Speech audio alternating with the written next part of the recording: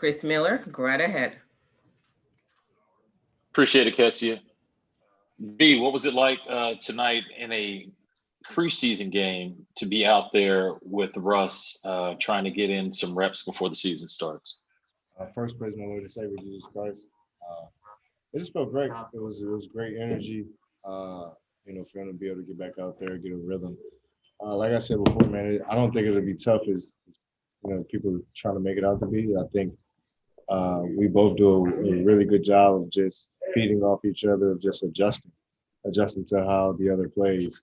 And the most important thing is just his pace and just his energy he brings to the table. Because at the end of the day, we don't want to have to run plays if we don't have to. We want to be able to get stops and get out of transition, be able to get some easy ones. So, that's where he excels very much, and I excel there too. So it just works out. It works out well. We just continue to play off each other, feed off each other, and we push each other. 100% to continue to lead the team and be the best.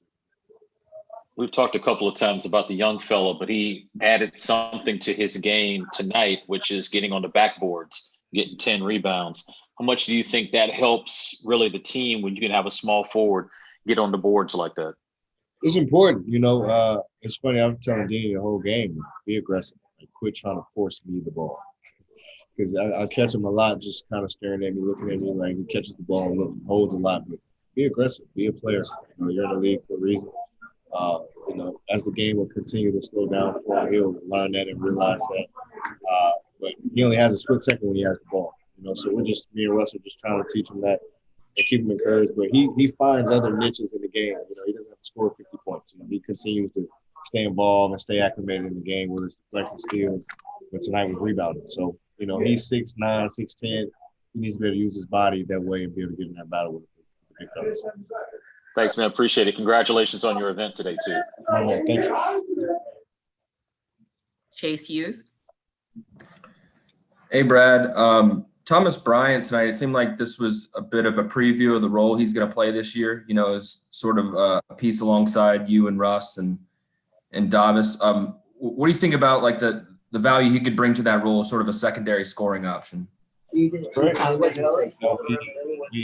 need to emphasize TV, what the spots are, what any of the shots are.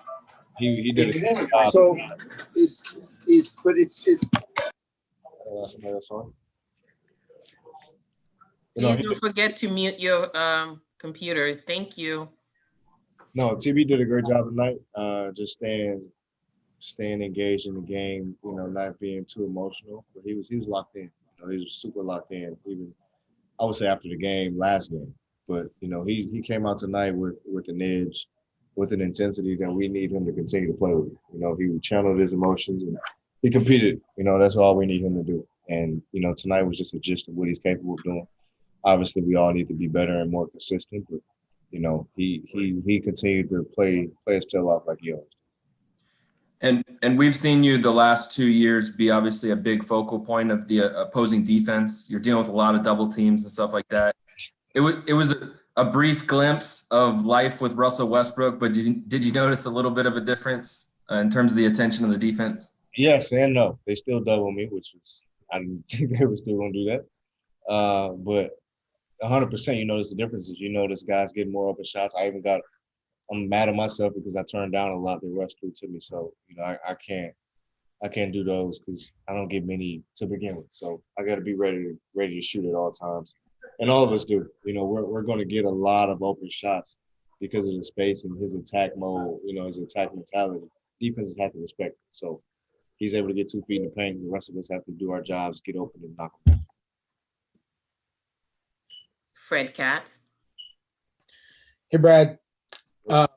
I remember you saying on a podcast 2 months ago or so that you had kind of pushed back your off-season training routine, thinking the season was going to start later than it actually ended up starting. And then it took everybody by surprise.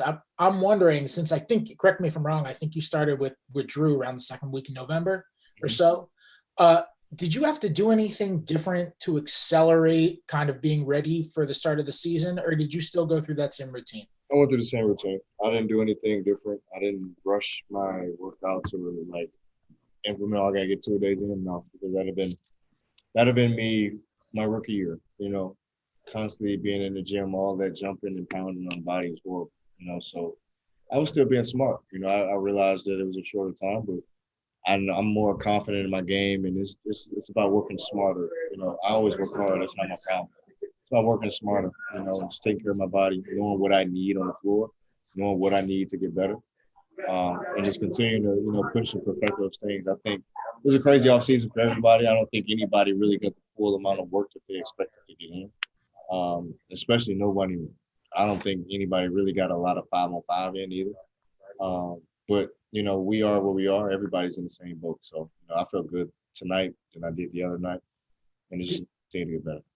Do you think I'm asking you to put your NBA fan hat on for a second, but do you think that like the start of the season, just in general around the league, we're going to see a little bit of an easing in period for a lot of guys because a lot of guys weren't able to play 5-on-5?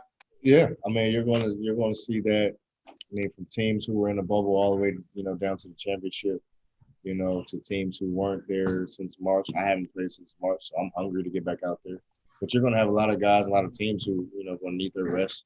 This is the shortest offseason we've had in 71 days. So it's tough on a lot of guys. A lot of beat up guys from the playoffs and the bubble. So I expect a lot of teams to probably sit and rest their guys as they should. But at the same time, there are a lot of hungry teams, a lot of hungry guys like me who haven't played since March. So it's gonna be an interesting year, for sure. On top of everyone being healthy. Last question to Ava Wallace. Hey, Brad, just really quick, Scott has been telling us how Netta was one of the players that stood out most to him during training camp. Wondering if he stood out to you as well. Yes, he has. He does a tremendous job of running the team, running the offense, and then he gets after it. Like he's a little pest. I always make fun of him because he has a strong build. He's Brazilian. They're known for their strength. So he's very strong.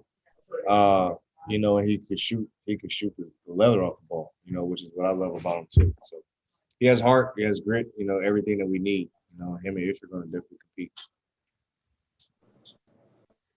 Thank you, Brad.